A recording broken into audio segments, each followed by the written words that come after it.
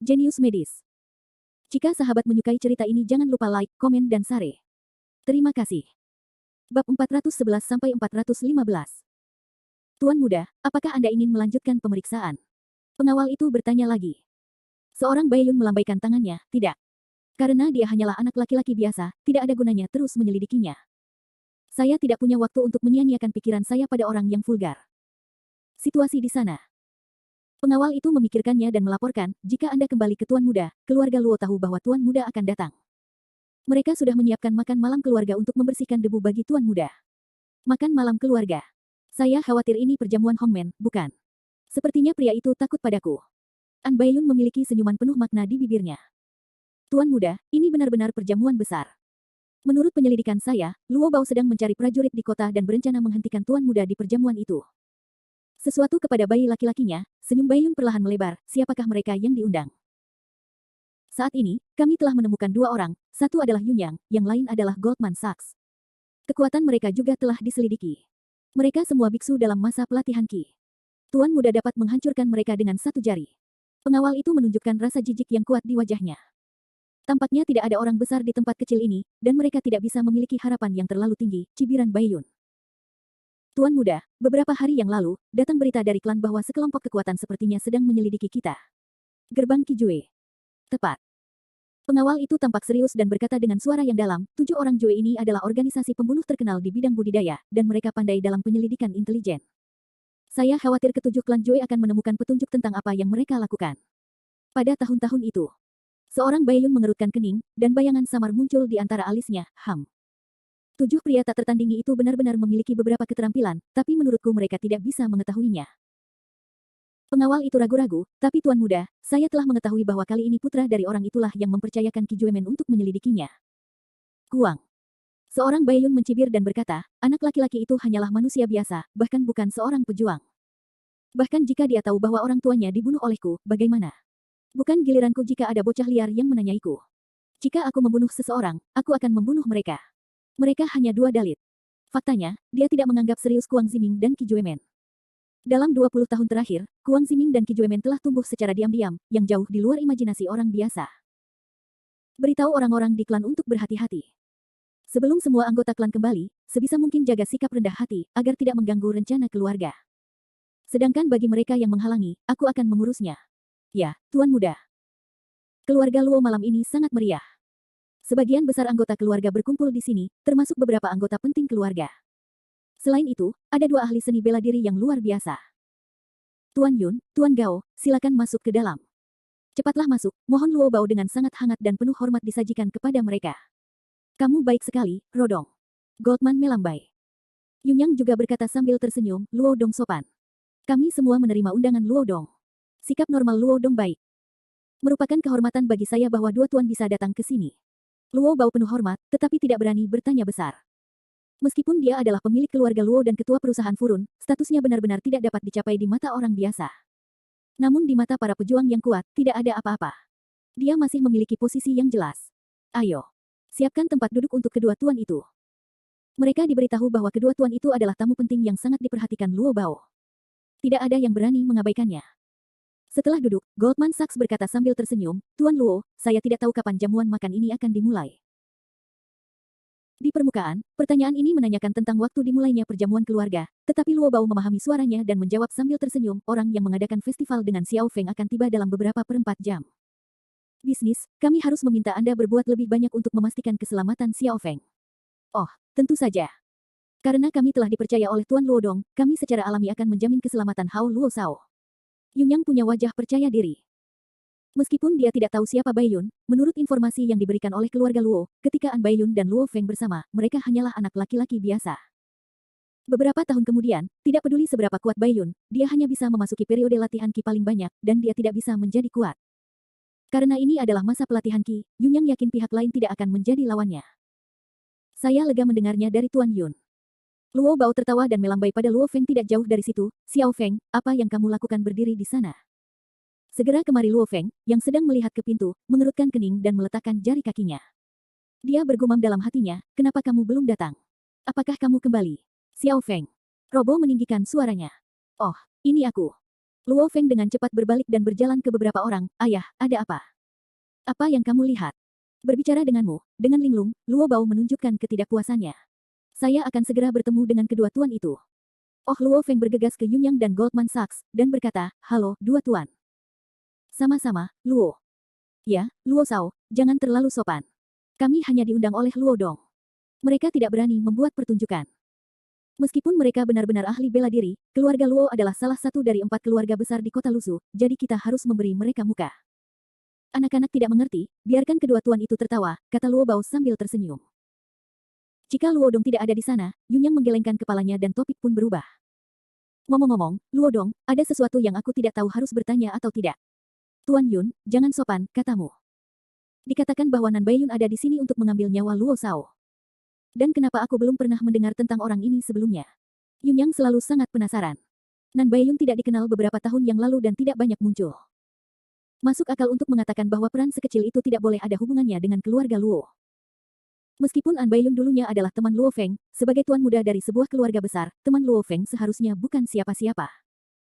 Mendengar ini, wajah Luo Bao sedikit malu, Tuan Yun ini tidak tahu apa-apa tentang itu. Xiao Feng keras kepala. Dia tidak menerima disiplin sama sekali sebelumnya, dan dia mengenal beberapa orang yang nakal. Sejauh yang saya tahu, Nan Baiyun adalah pria yang berpikiran dalam dan pandai menghitung. Ketika dia mengenal Xiao Feng, dia benar-benar tampil sebagai bukan siapa-siapa dan menantikan Xiao Feng. Bab 412, jadi begitu. Tiba-tiba, kepala kuda Luo Feng memandang ke depan, implikasinya adalah kaki anjing Luo Feng. Sulit bagi barang seperti itu untuk menarik perhatian orang di sekitar Luo Feng. Tidak heran mereka memiliki sedikit kesan terhadap Baiyun. Terlihat bahwa An Baiyun memang seorang yang toleran dan penuh perhitungan. Aduh. Ini semua salahku karena aku tidak mendisiplinkan diriku sendiri sebelumnya. Itu sebabnya aku mendapat masalah hari ini. Luo Bao menghela nafas dengan sedih. Meskipun karakter putranya telah banyak berubah sejak dia bangun, dan dia telah menjadi dewasa, dia tetap menyesal karena dia tidak mendisiplinkan putranya dengan baik sebelumnya. Lagi pula, jika dia bisa mendisiplinkan putranya dengan baik pada awalnya, dia tidak akan mendapat masalah hari ini. Jangan berkecil hati, Luo Dong. Belum terlambat untuk menyembuhkan lukanya. Goldman Sachs tertawa, menoleh dan melihat Luo Feng di sebelahnya. Kemudian ia melihat Luo Feng berdiri di satu sisi, memandang ke pintu dari waktu ke waktu. He Leng Leng, mau tidak mau juga menoleh untuk melihat ke pintu, menemukan pintu itu kosong, tidak ada apa-apa. Aneh. Apa yang dilihat Luo Feng? Luo Sao, apakah kamu menunggu seseorang? Atau menunggu Baiyun muncul? Luo Feng terkejut dan bereaksi karena pingsannya. Dia berbalik dan melihat semua orang sedang menatapnya. Dia menggelengkan kepalanya. Tidak ada apa-apa. Luo Bao mengerutkan kening dan berpikir sejenak, dia belum datang. Tidak, Luo Feng menggelengkan kepalanya. Alis Luo Bao mengerutkan kening lebih dalam. Kapan, tapi belum tiba. Dia hanyalah pria yang tidak menepati janjinya. Ada rasa kecewa yang kuat dalam pidatonya, dan dia jelas mengira dia salah. Yunyang dan Goldman saling memandang. Dan bertanya dengan curiga, selain kami, apakah Tuan Luo mengundang yang lain? Tidak, Luo Bao menjelaskan. Wajah Yunyang menjadi dingin, Luo Dong tidak mengatakan yang sebenarnya. Jika tidak ada orang lain yang diundang, mengapa Luo Sao harus menunggu lama? Dia tidak bodoh. Luo Feng jelas sedang menunggu seseorang, dan dia sedang menunggu orang yang sangat penting. Kalau tidak, dia tidak akan linglung seperti sekarang. Ini. Ekspresi Luo Bao malu, dengan cepat melambai untuk menjelaskan, dua jangan salah paham, sejujurnya, saya awalnya hanya mengundang dua. Orang itu diundang oleh Xiao Feng. Dia pikir dia akan tiba tepat waktu, tetapi sekarang sudah waktunya dan dia belum muncul. Dia pasti takut untuk datang mendengar ini, wajah mereka sedikit mereda. Ternyata Luo Sao yang mengundangnya. Ya. Ada aturan dalam seni bela diri. Jika Anda mempekerjakan seseorang, Anda tidak boleh mengundang orang lain. Jika bukan karena penjelasan Luo Dong, saya akan berpikir Luo Dong tidak mempercayai kami. Biarkan keringat dingin Luo Bao turun. Luo Bao dengan cepat melambaikan tangannya, kamu serius. Bagaimana mungkin aku tidak mempercayaimu? Keduanya adalah ahli bela diri terkenal di Lusu, terutama Tuan Yun. Kamu adalah adik bela diri dari Tuan Yun Hua. Beraninya aku tidak mempercayaimu. Baiklah. Luo Dong juga berkata, Yun yang bersenandung dingin, dan wajahnya menunjukkan kepuasan. Di kota Lusu, nama keluarga Wu Dao, keluarga Cloud, sudah dikenal hampir semua orang di kalangan atas, terutama nama Yun Hua. Yun Yang bukan hanya anggota keluarga Yun Jia, tapi juga adik dari Yun Hua.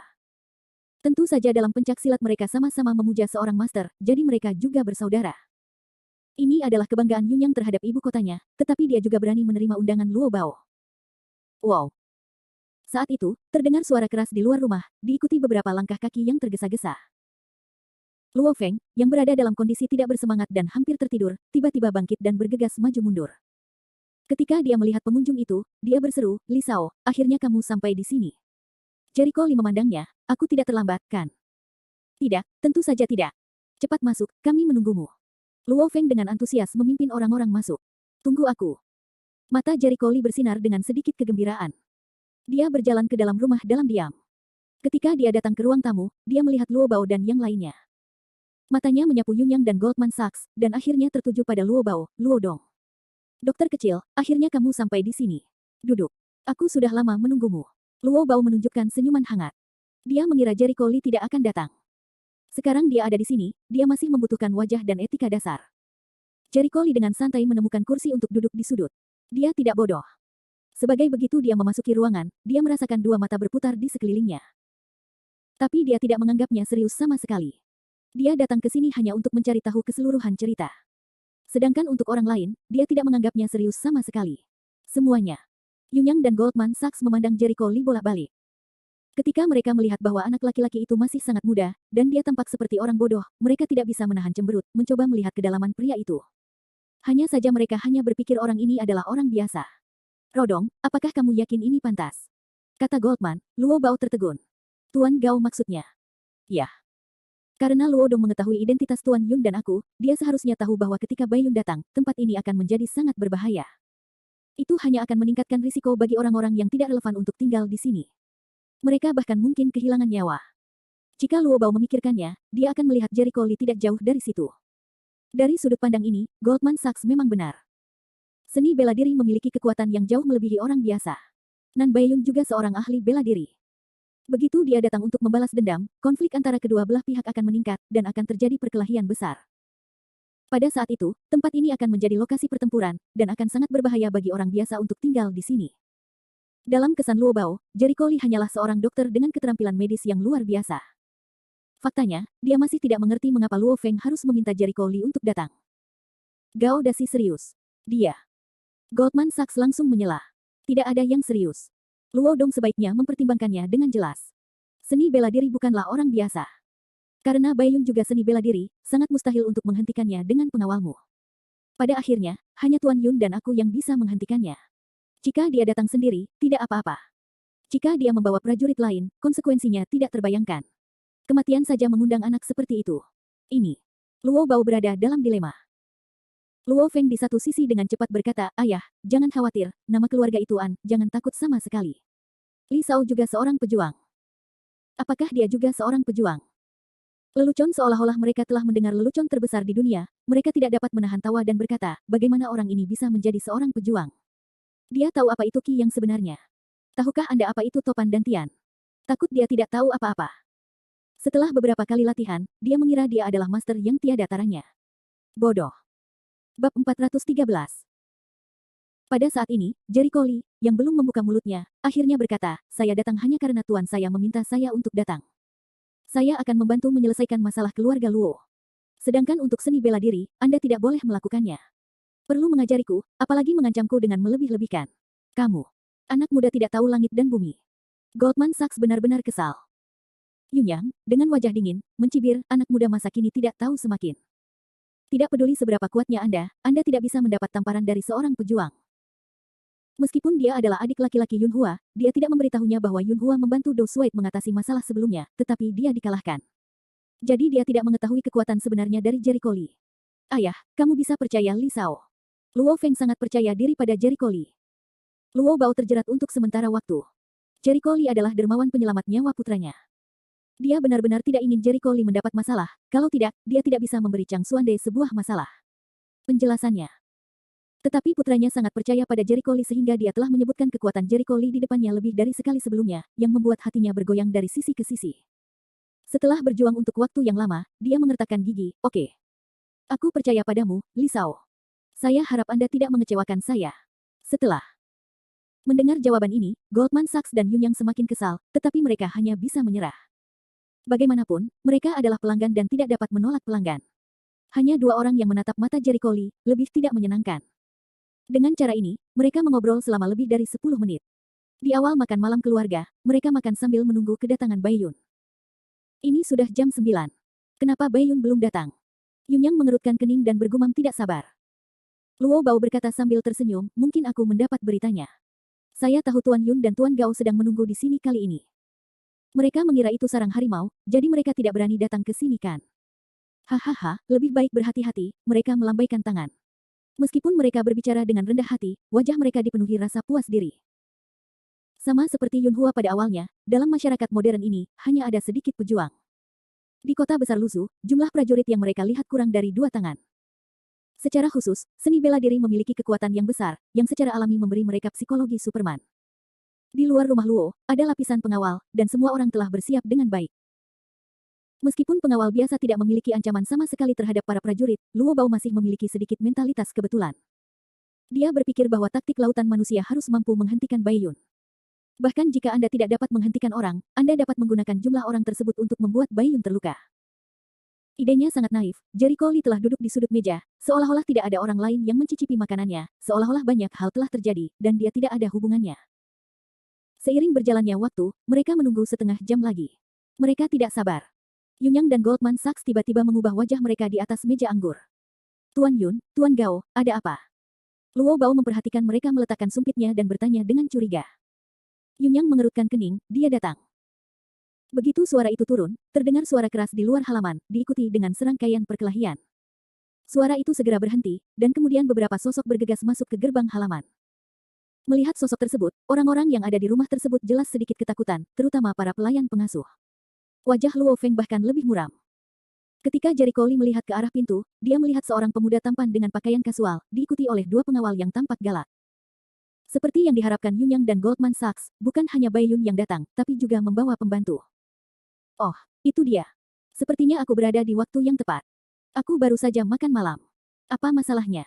Pemuda terkemuka itu berbicara dengan suara tersenyum. Ia berjalan cepat menuju kerumunan itu, seolah tak merasakan suasana aneh sama sekali. Luo Feng memimpin dan berkata, An Bai Yun, itu kamu. Kamu masih hidup. Terkutuklah aku sampai mati ketika kamu membuka mulut, Luo Shao, kamu terlalu tidak baik. Kami adalah saudara yang baik pada awalnya, seorang Bai Yun datang sambil tersenyum. Di bawah tatapan dingin orang-orang, dia mengambil kursi sesuka hati dan duduk. Siapa saudaramu? Aku Po Luo Feng langsung mengutuk, kamulah yang hampir membunuhku. Aku tidak punya saudara sepertimu. Awalnya, An Bai Yun mendorongnya untuk mencuri makam dan memberinya mayat berlumuran darah. Lumpuh di ranjang rumah sakit selama beberapa tahun dan tidak bisa bergerak. Jika Jericho Lee tidak menyelamatkannya, dia akan tetap lumpuh di tempat tidur dan menjadi orang mati yang hidup. Tutut, aku tidak menyangka Luo Shao menjadi begitu marah padaku, kata Bai Yun sambil tersenyum. Dia tidak bisa melihat sedikit pun kemarahan. Saat aku bekerja untukmu dan menggunakanku sebagai anjing, apakah kamu memikirkan situasi dan perasaanku? Katakan, aku dapat memilikinya hari ini, tapi terima kasih padamu, Ipo. Luo Feng berteriak, apa yang terjadi saat aku bertanya padamu? Saat itu, kamu tidak punya apa-apa, bukan aku, kamu bisa hidup. Salahkan aku karena memanggilmu. Jika kamu punya kemampuan, jangan ikuti aku dan mati kelaparan di dalam.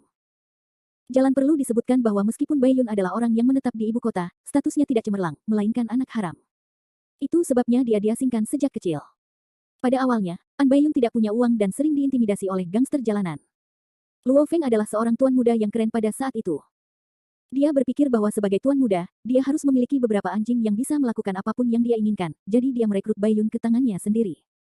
Tentu saja, Luo Feng tidak memperlakukan Bai Yun sebagai anjing pada saat itu. Dia juga setengah teman. Karena itu, dia mempercayai tipuan An Bai Yun. Dia tidak melihat wajah asli Chuan Bai Yun dengan jelas, dan hampir dibunuh oleh An Bai Yun. Dalam pandangan Luo Feng, dari awal hingga akhir, dia tidak punya tempat untuk menyesali An Bai Yun. Balas dendam Bai Yun padanya benar-benar tidak berterima kasih. Ya. Apapun yang kamu katakan, itu sudah lama sekali, dan tidak ada bukti kematiannya. An Bai Yun mencibir. Luo Feng menatapnya, apa yang kamu inginkan? Dapatkan kembali apa yang kamu lakukan padaku 10 kali dan 100 kali. Seorang Bai Yun menunjukkan gadingnya.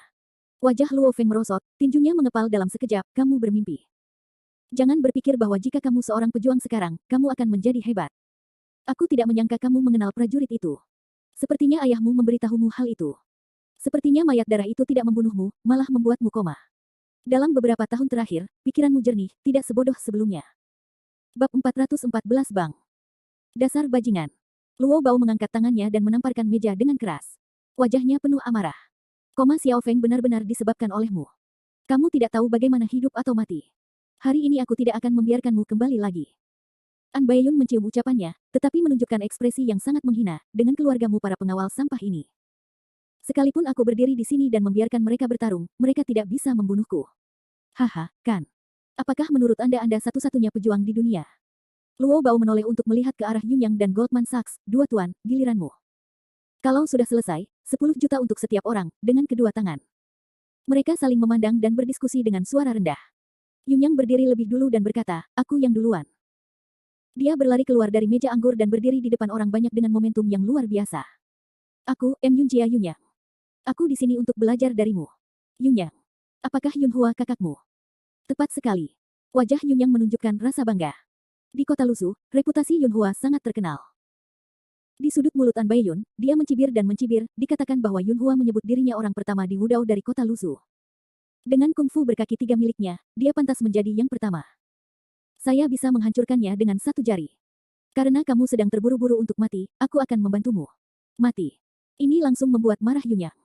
Sebagai anggota keluarga Yunyang, dia tidak bisa membiarkan orang lain menghina Yunhua. Dia bergerak seperti angin puyuh ke arah lawannya.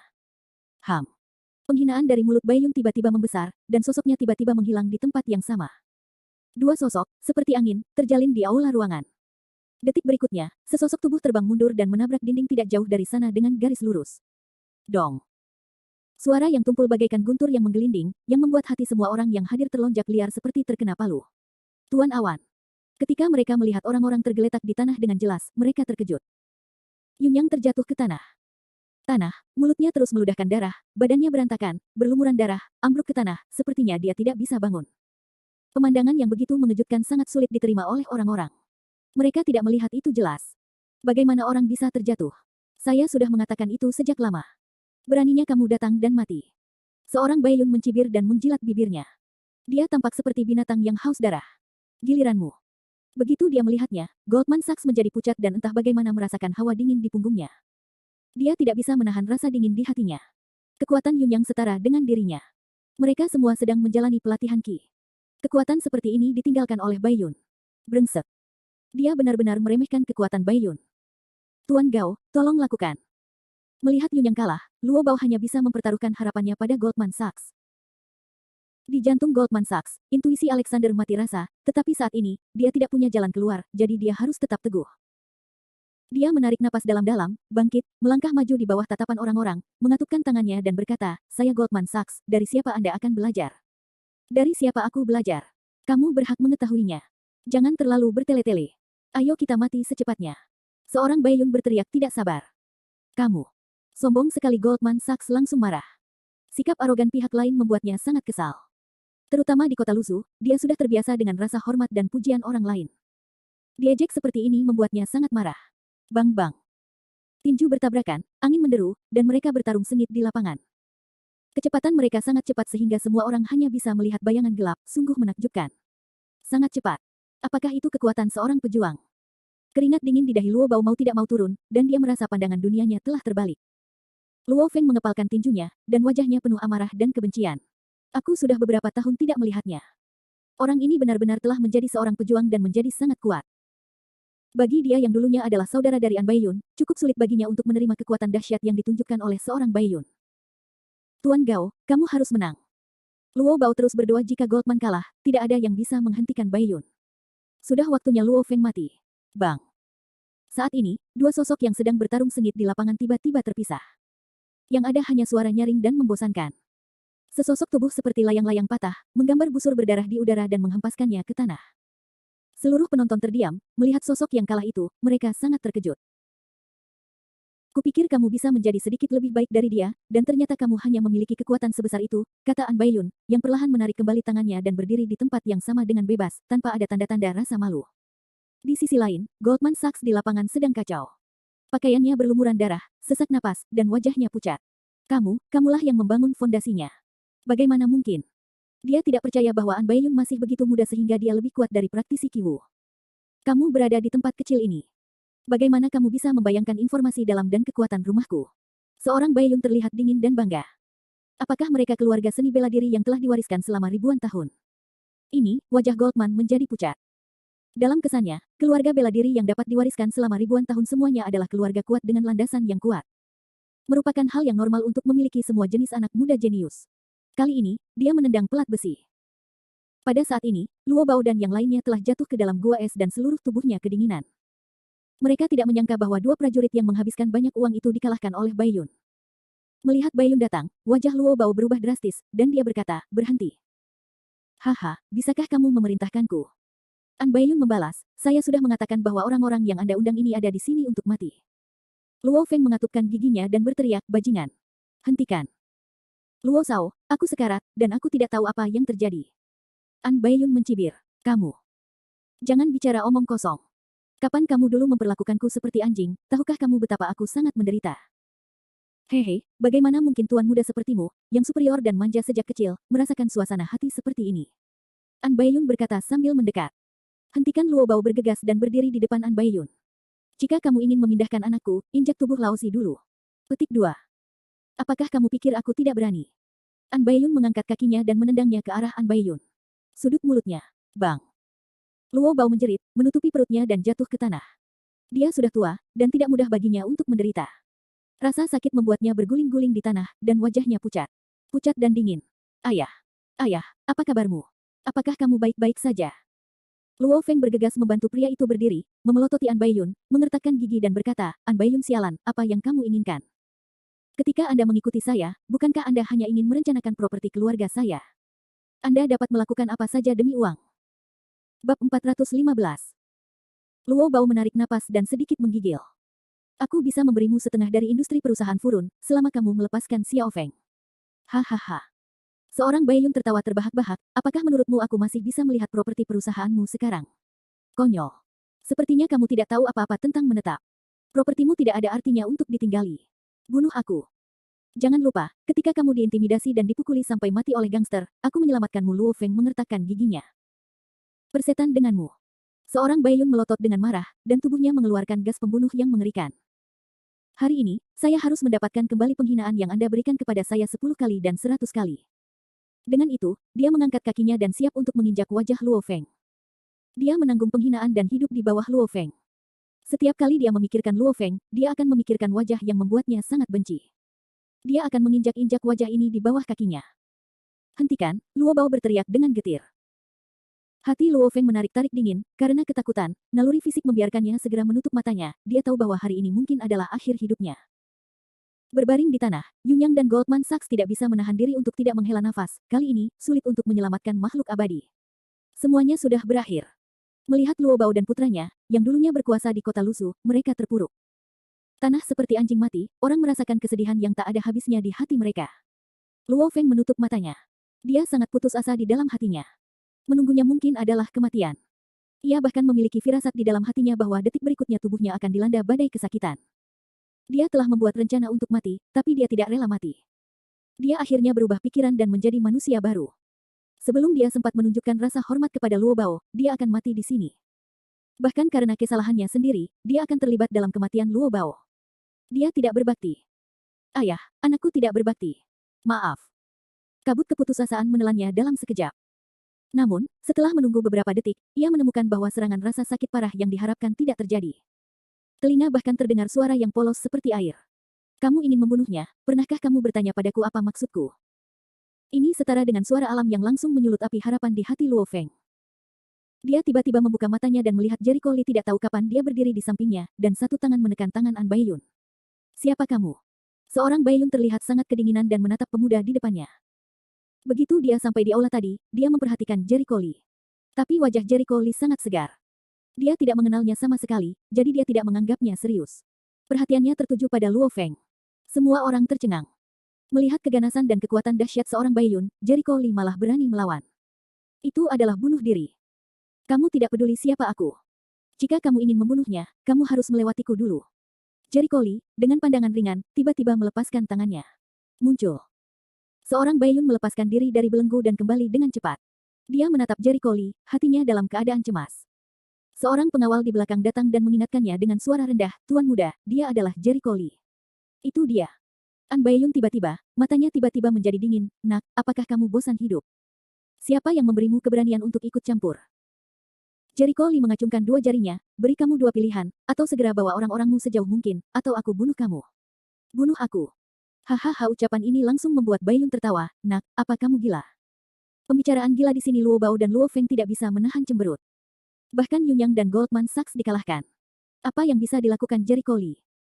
Jericho Lee berdiri di tempat yang sama dan berkata, hanya seorang pejuang di masa-masa awal pembangunan pondasi, berani sombong di depanku. Aku tidak tahu. Kamu. Orang sombong, kamu ingin mati. An Baiyun sangat marah ketika dia diberitahu yang sebenarnya. Dia mengertakkan gigi dan berkata, karena kamu mencari kematian, jangan salahkan aku karena kejam. Aku akan memotong dagingmu satu persatu dan melemparkannya ke anjing liar. Kata-kata pembunuh itu membuat seluruh penonton menggigil. Yunyang dan Goldman Sachs tidak dapat menahan diri untuk tidak berteriak brengsek. Apa yang sedang kamu lakukan? Mundur. Jika kamu ingin mati, jangan seret kami ke dalam air. Li Jericho Lee sama sekali mengabaikan kebisingan mereka dan menatap An Baiyun sambil tersenyum, benarkah? Nampaknya kekuatan para pembangun telah memberikan Anda kepercayaan diri yang besar, sehingga Anda tidak tahu berapa berat yang Anda miliki. Begitu suaranya jatuh, dia menggenggam udara dengan tangan kanannya. Jari telunjuk dan jari tengahnya saling menempel, dan cahaya putih memancar keluar dari sela-sela jari-jarinya. Tunjuk ke pedang. Udara di depan Baiyun tampaknya terkoyak oleh cahaya putih. Cahaya putih itu seperti sebuah latihan, menandai lebih dari 10 kaki di tanah dan meluas langsung ke kaki Baiyun. Seluruh adegan hening, dan An Baiyun membatu di tempat. Benarkah ki sejati berubah menjadi pedang? Yunyang dan Goldman Sachs terkejut dan terpana di tempat. Mereka menatap jejak di tanah. Mereka tidak bisa percaya mereka melihat pedang ki sejati yang legendaris. Sua. Mereka menoleh dan menatap sosok muda itu. Mata mereka berubah dari jijik menjadi kagum. Dia adalah guru surgawi. Dua orang di otak berputar, oleh dampaknya berita itu mengejutkan otak hampir kosong. Bagaimana bisa? Kamu. Seorang Baiyun tampak pucat dan menatap Jericho Lee dengan ketakutan. Dia juga mengetahui caranya, tetapi dia tidak dapat membayangkan bahwa Jericho Lee akan menjadi guru yang mulia. Penguasa surga adalah penguasa ramuan emas. Itu adalah master yang kuat dan tak terbayangkan. Suara mendesing. Memikirkan hal ini, An Baiyun tidak ragu-ragu, dan berbalik untuk berlari. Sekarang dia sama sekali tidak memiliki kesombongan. Di hadapan master ramuan emas, kekuatan kebanggaannya tidak berarti apa-apa. Tidakkah menurutmu sudah terlambat untuk lari sekarang? Jericho Lee memukul punggung An Baiyun dengan pedang di punggungnya. Bang! Tubuh seorang Baiyun sepertinya dihantam batu besar. Dia tersandung ke depan dan jatuh. Ki sejati mengubah pedang. Ini benar-benar pedang transformasi Ki. Ini adalah satu-satunya cara yang dimiliki oleh guru surgawi. Yunyang dan Goldman Sachs merasakan kejutan yang belum pernah terjadi sebelumnya. Saat ini, mereka tidak lagi membenci Jericho Lee. Pemuda ini, yang tampaknya baru berusia awal 20-an, sebenarnya adalah seorang ahli kultivasi. Tuan Muda. Bagaimana kabarmu, Tuan Muda? Saat ini, beberapa pengawal An Baiyun panik dan bergegas menuju orang-orang. Sekarang kamu di sini, kamu tidak perlu pergi. Begitu mulut dan siku Jericho Lee berputar, pedang itu terbang keluar. Tubuhnya berkelebat seperti hantu. Dia muncul di depan beberapa pengawal, dan pedang itu tiba-tiba tertusuk.